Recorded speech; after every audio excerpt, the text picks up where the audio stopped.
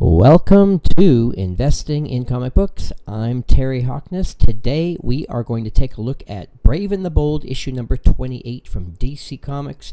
We're going to look at the potential of investing in this book, the pros and cons of doing so. And we do this with a series of books called Investing in Comic Books, which you can check out at our website, hawknescomics.com. And we have analyzed over 1,000 classic books from the early decades of comic books, such as this one. So today, Brave and the Bold. So let's dive right in. The first thing that's really appealing about the book is the cover, which came out in 1960 when there were very few superhero books on the stands, and this one featured not only the Green Lantern, but the Flash, Wonder Woman, Martian Manhunter, and Aquaman all on one cover. It was the first appearance of the world's greatest heroes team. And this book, just a few notes about it. It's especially rare and high grade due to the white cover.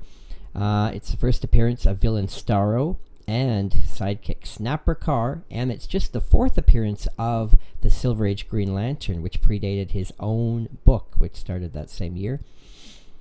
And for a lot of people who had never, younger readers who had never even heard of the Justice Society, because that was a decade earlier, this is quite unheard of to have a superhero team. Looking at the CG census, just an overview, 262 copies in all grades have been sent in, but only 7 copies graded 9.0 or better. And over the past decade, Heritage has sold about 78 copies, so that averages out to only about 7 copies a year, or one every 2 months on average. So very few copies out there. Let's look at the Overstreet Price guide. That's usually our best start to decide if the book really is moving up in value. And what do we see in high grades? Definitely. Everybody who's seriously into Silver Age comics knows that this is a megastar in the world of DC Silver Age 60s books. And it's now up to $23,000 in near mint, 9.2. And it had a hefty climb the last 3 years in a row, in fact. So it's on a good climb. Looking at the 9.0, also a nice climb, again, pretty high grade.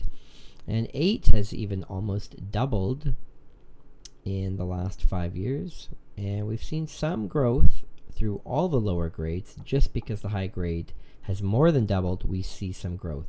So, of course, based on how much you invest in the book, the higher the copy, of course, the higher it's climbing. But overall, we've seen decent growth in all grades because the book is just simply moving up so quickly. Gone from 10,000 to 23,000 in only 5 years. Looking at the best Heritage sales ever, they've sold a 9.4, and they did that in 2004, so that's already 9 years ago. But at that time, the book sold for $60,000. And that was when the book was valued under $10,000. So the book brought over 6 times guide at that time.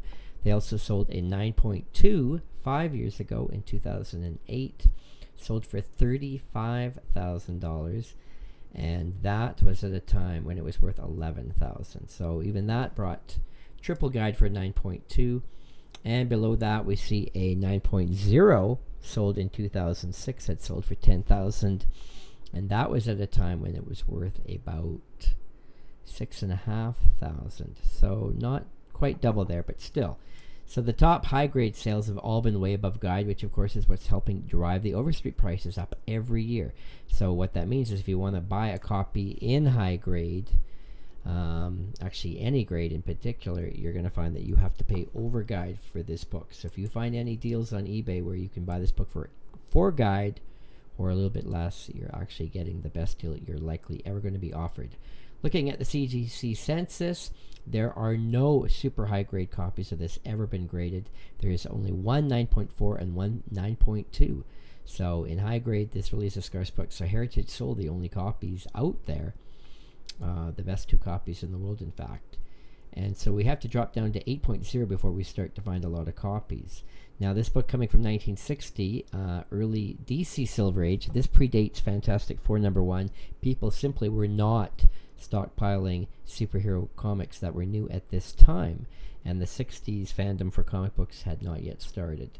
So a book like this simply was not saved, and so the copies, again, just are not out there. So summing up, major key book. It features DC's greatest superhero team that have now been around for over 50 years. Features all their major characters.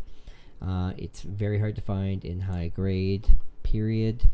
All grades have gone up. So what do I think of this book? Well, for investing, I'm going to give it thumbs up for high grade for sure. And even in low grade, you're not going to get rich, but I will give it thumbs up as well. There's definite movement every year on this book. And the interest is probably never going to die off on this major key DC Silver Age book. If you'd like to learn about this book or books in the series or other classic comics from the Gold, Silver, or Bronze Ages, check out our series of books called Investing in Comic Books at Hawknes.com, and you can check out, we've covered thousands of classic books, and this will help you invest and also teach you a lot of history about these books. Thanks for watching. I'm Terry Hoknes.